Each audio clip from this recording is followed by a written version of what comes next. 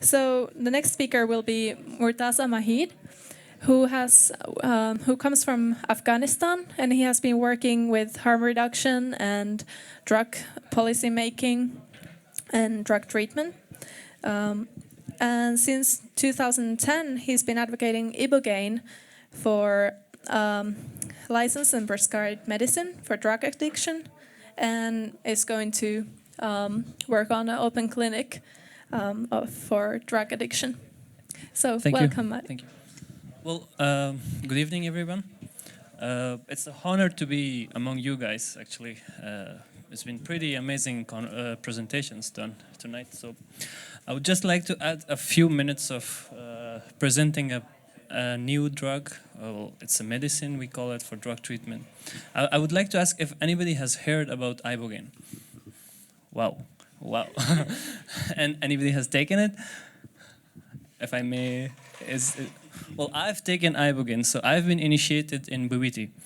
Bwiti is the religion in West Africa, where it's about the spirituality, and that's how I got introduced to Ibogaine. And since I was the one who brought methadone in Afghanistan, when I learned about Ibogaine and when I studied about Ibogaine, so I thought with the current thing which we have in Afghanistan, Ibogaine is one of the best solutions we can have in the country. Well, all of us know Afghanistan for some reasons, which is basically drugs, right? We produce 95% of world's opium. So here's, well, I'll just go through a short presentation of what is Ibogaine. And I have my colleague there, which is Dr. Zawi. He's also working on this project, amazing guy. Well, Ibogaine is basically extracted from a plant which is called Tabaranti iboga, and it's, as I said, it's a religious plant. So they worship the plant. They call it the mother, and it's been used more than 100 years in West African countries, especially in Gabon, which I took Ibogaine there, and well. Basically, the medical purposes or the Ibogaine itself is extracted from the root bark, which is that's the one you take for treatments and for ceremonies. And we have several alkaloids, and if you have the root bark, so it consists 15% of Ibogaine in it. And then what we use for medical purposes is a purified version of Ibogaine, which is 95 to 99% purity. And that's what helps people to cure drug addiction.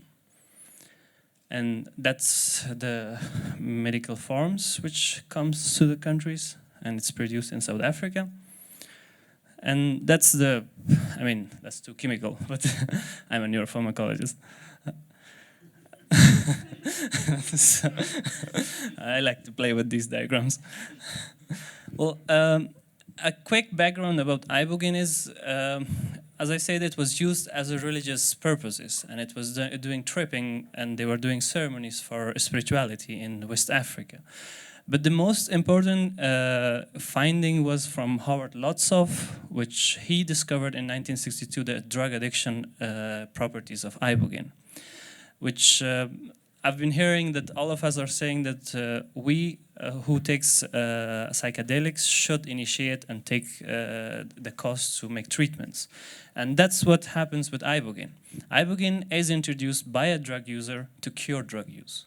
Howard Lotsof himself was 25 years heroin addict, and he was taking cocaine. And one night he takes Ibogaine, and the next day he's off all drugs. And he didn't use until he died in 2009. So that's how the history of Ibogaine as a drug treatment has started from Howard Lotsof. We call him the father of Ibogaine because he introduced us to Ibogaine. Well, so many research has been done. In New Zealand, we have now prescribed medicine as Ibogaine. In South Africa, we have the same. We have it in Israel. We have it in lots of Middle East countries that Ibogaine is being treated and it's used as a treatment purposes. The only country which bans is the European continent and United States, which they have considered it as a Schedule 1 drug, which is like totally illegal. Uses of Ibogaine is basically for opioid addictions, which is mainly heroin, morphine, opium, and methadone, because we have methadone patients as well, but the good thing about Ibogaine is that Ibogaine can cure methadone addiction, which is the severe one. It has several uses for cocaine, methamphetamine, alcohol, and nicotine, and some polydrug dependencies. And one of the main other things which we are now working on is the antidepressant effects of Ibogaine, which helps people to, which makes us easier to cure drug addiction. Because once a drug user is off drugs, then he or she needs to be treated psychologically. And the antidepressant effect of Ibogaine is one of the main things that we use it in the clinics. And then PTSD is also treated by Ibogaine. And the deal breaker of Ibogaine is now, which is newly produced, is the treatment for Parkinson's. I mean, how many Parkinson patients do we have in the world? It's in Europe, we have almost 2 million Parkinson's patients. And Ibogaine is one of the good cure for Parkinson's disease, which is proven now. So, and then we have the most important, which is spirituality, and they have a spiritual growth for Ibogaine. Because if we believe in a spirit, so Ibogaine is one of the best medicine you can take for growing your spirituality. And well, just to quickly say, there are a lot of research done by many scientists on Ibogaine efficacy, and this is one of the good research done, which has been on to 39 patients, and they have treated them with Ibogaine, and here are the results. We have almost 29% of patients who was off drug more than 2 months. 29% of them was less than 6 months, and 19% was more than 1 year, which was off drug, which is a huge achievement as we work on drug treatments. I mean, having 19% of patients off drugs with this medicine is a huge achievement. So this is what happened, and I can give you all the article and resources if you want. That's so how Ibogaine works. That's the main question, which is unknown right now.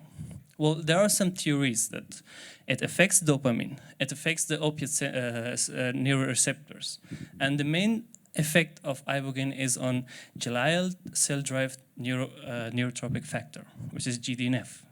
And GDNF is one of the main center in our brain, which affects on pleasure, happiness, pain, and depression. All these are controlled by GDNF in the brain. So this is what we believe, that Ibogaine is helping cure GDNF, and it triggers all the functions of GDNF of a drug addict. And well, quickly, how do we treat with Ibogaine?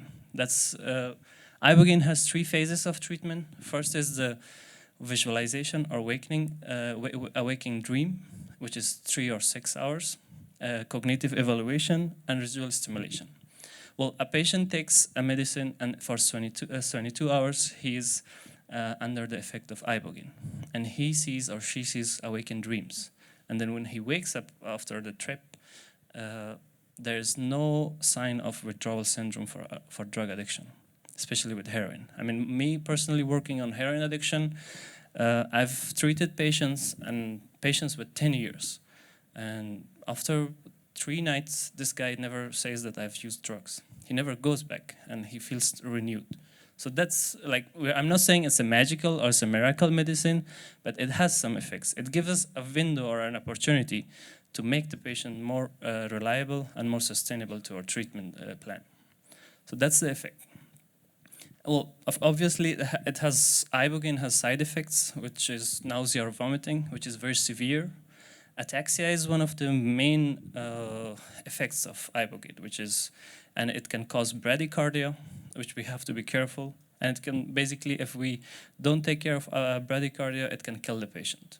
So we have to be careful with the side effects. And well, talking about the dosage of it, it's pretty easy. You measure the body weight, and it's 10 to 25 milligram per kilogram of body weight of patient. For example, if a patient is 55 kilograms, so he or she requires 1 gram of Ibogaine for treatment.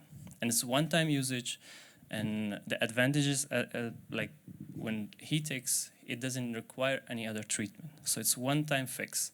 Although some patients require maybe 2-3 months later some small doses. But the main dose is this 10 to 25 milligram per kilogram.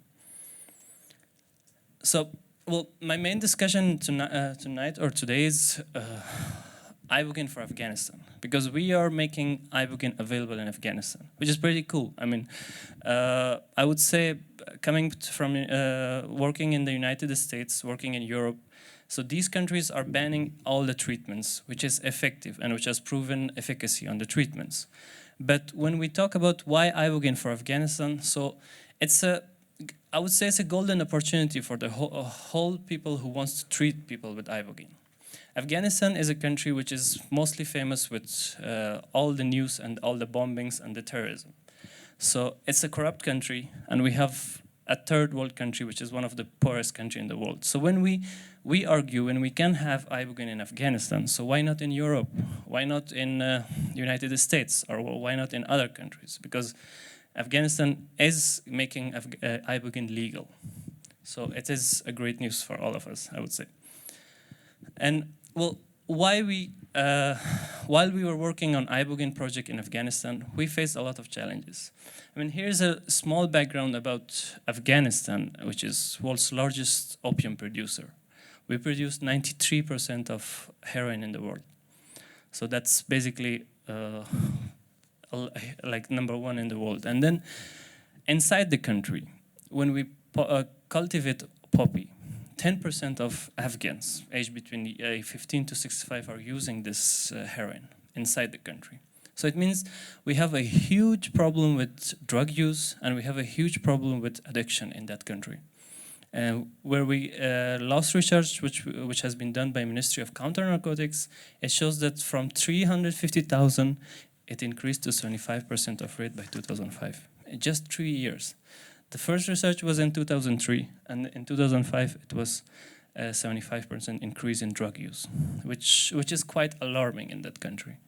And it needs a cure, it needs a treatment which can give a quicker fix to our drug users. And why we choose Ibogaine for Afghanistan is because we have HIV cases there, and we have hepatitis, which is quite increasing, and it's now 36% people are HCV positive, and 3% of them are HIV positive. So if drug use continues, if people start taking drugs, so it makes people spread more HIV in this country. So that's why we say we need a cure for heroin addiction.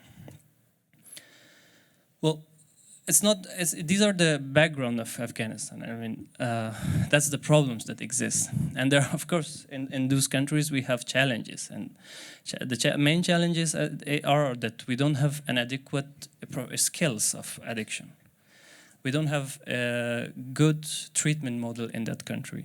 That nobody really cares about how to treat heroin addicts. And then one of the main tackles is that we have low budget in that country. Actually, we don't. The government doesn't care about drug addiction, although it's alarming. It's 2 million of our population is addicted to heroin, but still the government has no money for it. That's why we. And then there's when I was bringing methadone to the country, it's expensive medicine, to be honest. Each patient every month requires $250 to be treated by methadone. Which is, I mean, in a country like Afghanistan, it's quite expensive. Now, why we choose Ibogaine is because Ibogaine is just one-time use. And it costs a patient only $150 for a lifetime. If we have a good clinic model and if we have a good follow-up system, which I will come in my next slides, how we implement our program and how do we have a plan for the treatment. So basically, what we are promoting as an Ibogaine clinic in Afghanistan and hopefully in other countries is a very low threshold treatment. By low threshold, I mean that it doesn't need any special skills. It doesn't require any special setup. It's just so simple that everybody can be trained on Ibogaine treatment, and we just start treating.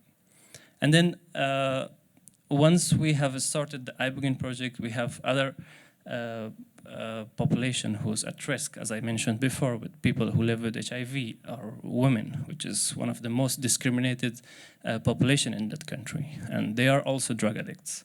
So they require such treatments as well, because nobody allows their women to go and take methadone in the clinics. So this can help them to just quickly fix their addiction problem. And then, well, what we are planning is, or what we have built, our model is based on the WHO standards, which is obviously the third world country manuals, which always WHO gives us. So we have followed up that one. So here's the 3 main steps of a treatment for Afghanistan, which I would say it should be included in all treatment models, but in Afghanistan we have this pre-treatment, the treatment itself, and post-treatment. So with the pre-treatment, we do counselings, we do medical tests, which is very important in Ibogaine, because we have to have several tests for the heart problems, for the blood, so that when the patient takes the 5-day inpatient treatment, should have no contraindication with Ibogaine. And then we have the post-treatment, which is pretty vital, I would say, for the treatment. Like, once, as I said, Ibogaine just gets you off heroin. Probably 90% of people stays out of heroin use for 2 months. And this is a perfect window for us to have the post-treatment applied for them, which is ceremonies, spiritual counselings, and then psychosocial counseling, which means to integrate them inside society, to integrate them back to the family, because once you are a drug user, you are off family and society. So that's the main focus of us, like 5 days of treatment, and then almost 12 to 18 months of post-treatment course, which is follow-up, case management, psychosocial counseling, spiritual. And because, as I said, BBT is done spiritually, and it's done by ceremonies. But Afghanistan is a religious country which does not accept BBT religion. That's why we have included spirituality as a component of our treatment, but it's more through religious leaders.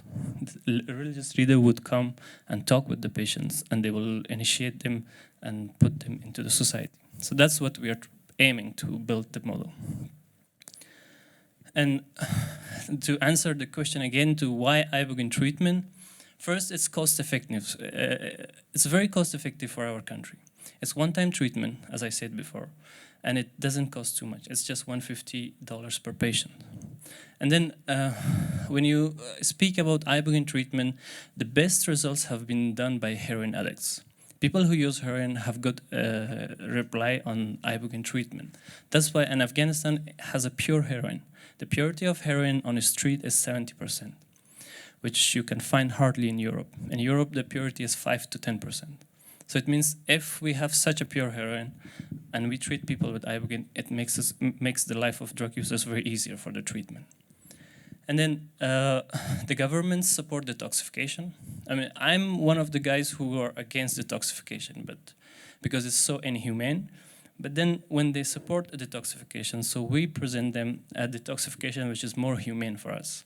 There's no pain involved, there's no discrimination involved, it's just a treatment for 5 days. So that's why we want to promote Ibogaine in Afghanistan, and luckily we got the license now. So just to end my presentation is the steps forward. Well, while we are working on Ibogaine, as I said, we don't have a proper structure for drug addiction in Afghanistan. So our main goal is, after having treated some patients, is to develop a proper clinical treatment. Then it's about capacity building of the country. Through our clinic, we want to train doctors, we want to train social workers to come and train with us and go and treat in the rural areas where they can work. And then, because we are the most talked country of addiction. So having an addiction research center in our country would give a lot of resources to the richer world, I would say. Because we have every kind of addiction there, And having Ibogaine clinic or Ibogaine treatment center, and then having addiction research center inside our clinic, it will give the world a good chance to work on Ibogaine and to make clinical research, which will help to have better advocacy for Ibogaine. So these are the points which, I mean, that's a short presentation, and that was all. I mean, I'm open for questions. Anybody?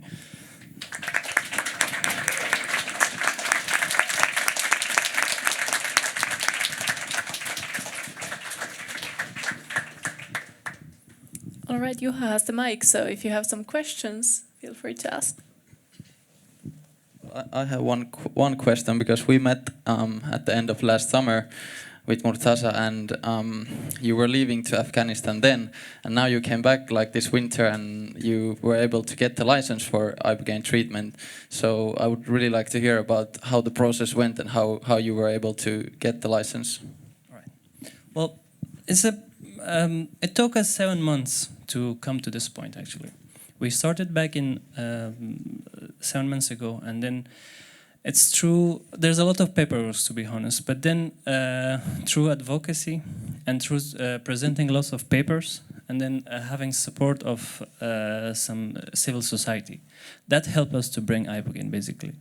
And then, of course, we have done one little conference about Ibogaine in there, which was pretty positive, and that's how it helped us to get the Ibogaine clinic license quickly.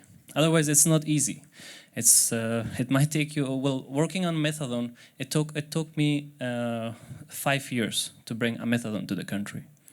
But, well, I would say Ibogaine is a good cause, and that's the spirituality that I believe, and that's why it took us shorter to bring Ibogaine. And I would also announce that we are having Nepal clinic license as well. So soon we are having 2 countries which will have Ibogaine. Nepal and Afghanistan are legal Ibogaine providers in the world.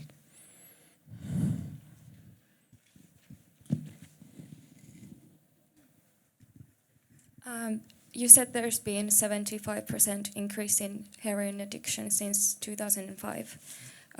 What are the reasons behind it? Obviously the war, but you know. Yeah.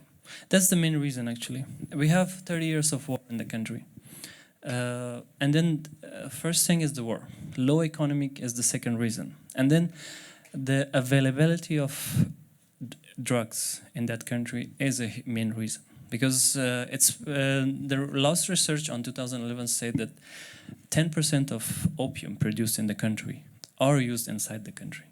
I mean, we produce every year 500 tons of opium. So if you take 10% of that 500 tons, so it's like a shower of drugs in that country. So that's why people start using.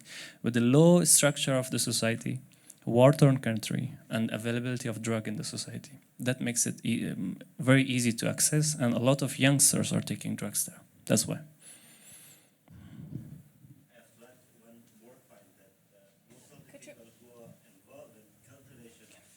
Afghanistan, unfortunately, they are also at big risk, and they are also included on that, on those people who have started using.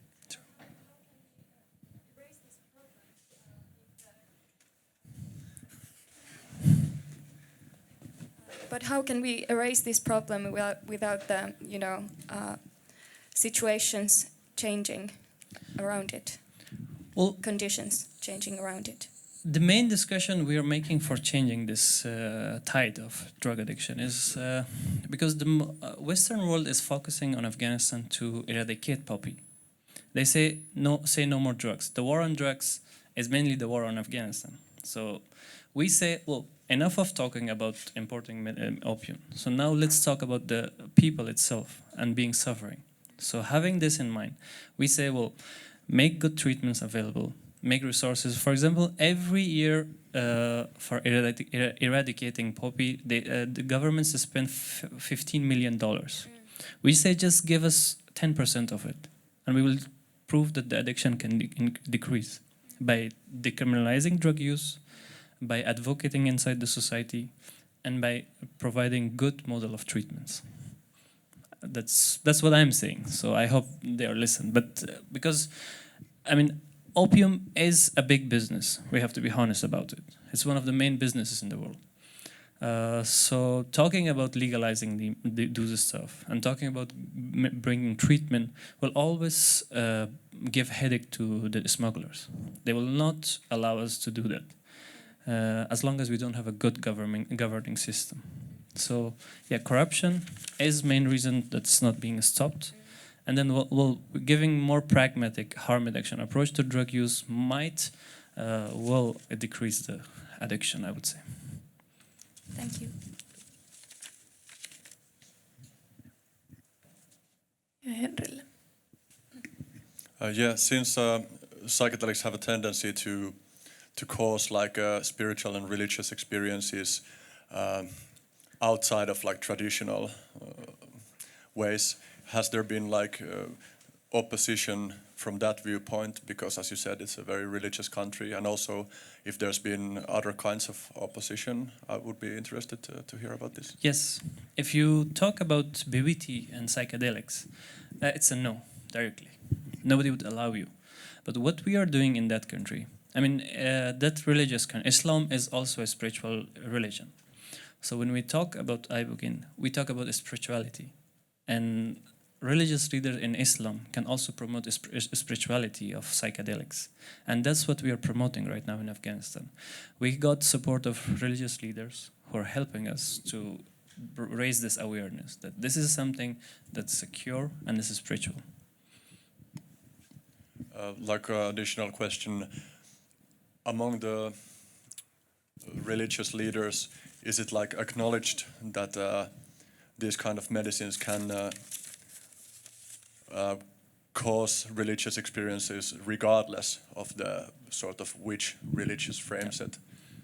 Well, we are not promoting as a religious thing. Or spirituality, that do they acknowledge the sort of similarity between different cultures? Yes, actually it does. In Iran, one of the ayatollahs, like the biggest religious leader, has issued that psychedelics are legal. So it means that if you practice Islam is spirituality, and you take the psychedelics, it's legal for you. That's one of the. It was done in 2012. So it means that in Islam, it is illegal to psychedelics as a spirituality. So it's starting.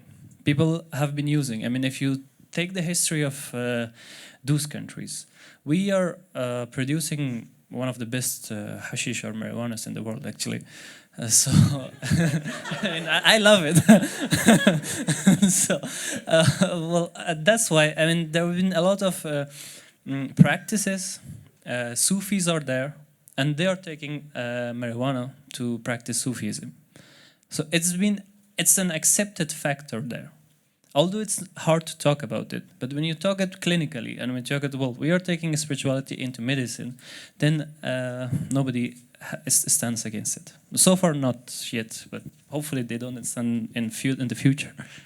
Do you know of other Islamic countries that would have a similar kind of approval? Egypt is one of them. Lebanon is one of them. And we have Morocco talking with. So these three Islamic countries are supporting psychedelics and Ibogaine as a treatment. Yep.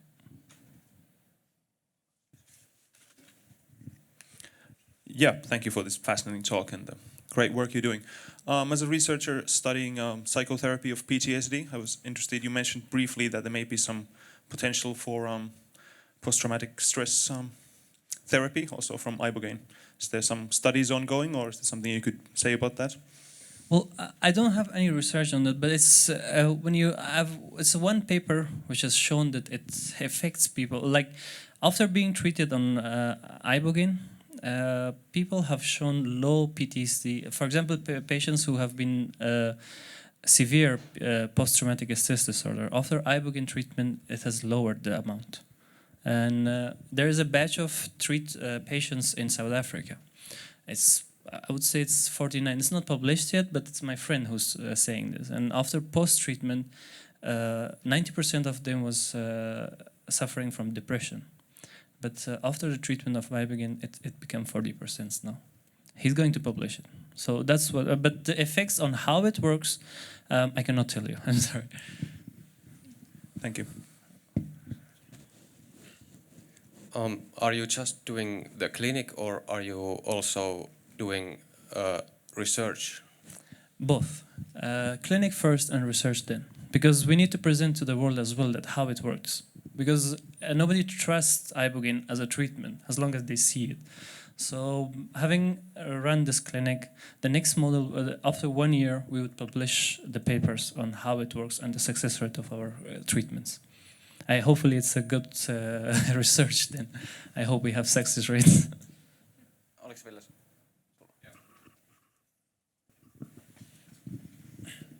So, how many people are being treated with Ibogaine? And I'm thinking about the natural resources and their preservation, because the amount needed for the alkaloid is quite much for pressing a dose. So, how do you keep this in mind? That's a pretty amazing question, but that's what the main thing we are also focused on. Well, Iboga tabarante is an endangered species, so we don't use it. We take another plant, which is volcange. And we extract Ibogaine from volcange now. And now, recently, people are working.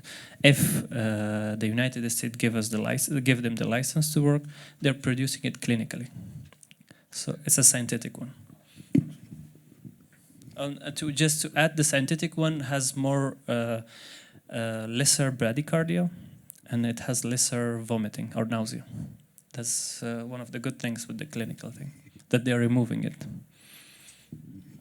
Hello, my name is Ville, and I was wondering, in treating addiction, is it more the nature of the spiritual experience or the things that it does to your brain chemistry that why it's so effective in treating heroin addiction? I mean, I've come from both. I would say I'm a neuropharmacologist, and then I have practiced spirituality as well. So combining both of them helps better the patient. First, it's physical addiction. Physical addiction is pain. When you don't take the drugs, it's pain, it's nausea, it's vomiting, it's itching and runny nose, or the so-called withdrawal syndromes. That can go off in 3 days with Ibogaine or any other treatment. But what happens is the psychological effects. That's what the scientists call, but I call it the spiritual effects. So providing spiritual support plus medical support in a clinic gives us better chance to treat patients. Thank you. Okay. Oliko vielä muita kysymyksiä? Siellä on yksi. Hi, my name is Isa. I would just like to ask, how is the dosage compared to the ceremonial use, and how is it different in the clinical use? Yeah. Well, the ceremonial is one time only, and it depends on the patient. They can start with 10 milligrams at first. But basically in ceremonies, they take Iboga tabarante root bark. So it's 3 tablespoons that take as a spiritual guide takes it. But with the treatment, it's 10 milligrams per kilogram body weight. So it means 1 gram or 1.5 gram is for the treatment purposes, and for recreational or spirituality, it's lesser. I would say 25 to 30 milligrams. That's the difference. And then when you take Ibogaine as a ceremony, it's just 24-hour ceremony. But for the treatment, it's 72 hours. So it's 3 days of treatment. That's the difference. And you also said that when you use it in the clinical use, it's not painful, because from some of my friends who were taking part for these ceremonies, they also shared later on that the process itself can include very painful experience. That's the visions, and that's what in Bwiti calls it. I'm sure they have done Bwiti, right? So that's the only thing they do. Well, in Bwiti they call it the spiritual recalling or reckoning, and it can gives you talk with your ancestors. It can bring the trauma or whatever problem you have faced in your life, and that gives you a lot of pain. I personally, when I tripped on Bwiti, I had to talk with a lot of people, and a lot of painful talks actually, when I had the trip. So that's painful. Physically, you don't have pain, as long as you don't have any heart problem. Because once you have a heart problem, then there is a lot of issues with that. So you have to recheck that. But well, yeah, spirituality, there's a lot of painful trips. And we say in Bhuiti that the tree should be nice to you, unless you will be in pain. Thank you.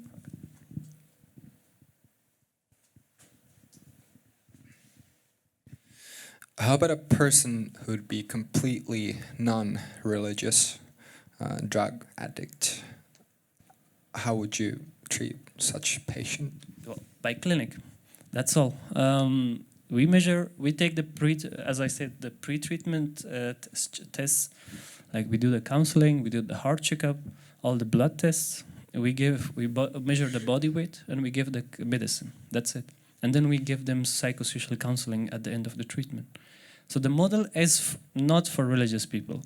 I don't belong to religious world, because for me, I discriminate nobody.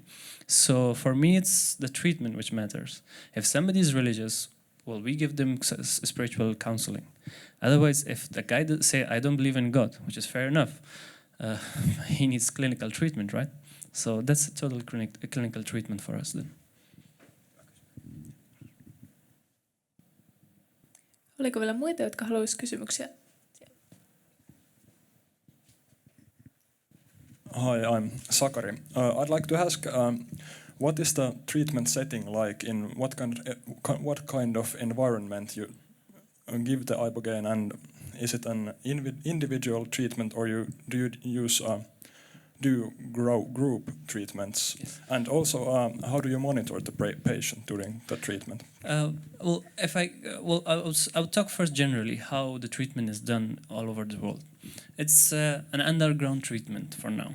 Just in some countries like New Zealand, South Africa, Costa Rica, and Mexico, they have clinical setup. Others just take it in a hotel room, and for 3 days and nights they sleep and they monitor. They have defibrillator. They have a nurse checking their pulse, and they are checking them regularly in the hotels. But when we talk with the clinic, for us the setup is we treat every week 3 to 5 patients with 2 nurses and 1 cardiologist. So they observe the patient for 3 days, and after 3 days he's off drugs. And actually the main challenge for a Ibogaine treatment is the first 24 hours. That's I would say that the highest risks that affects on the patient, which is bradycardia and breathing problems, is the 24 hours. If you manage that one, then the next 48 hours are easy to pass. Then we'll have time for one more question. Hi, I was just thinking, if you're a completely healthy adult, can you die because of Ibogaine? I haven't seen anybody.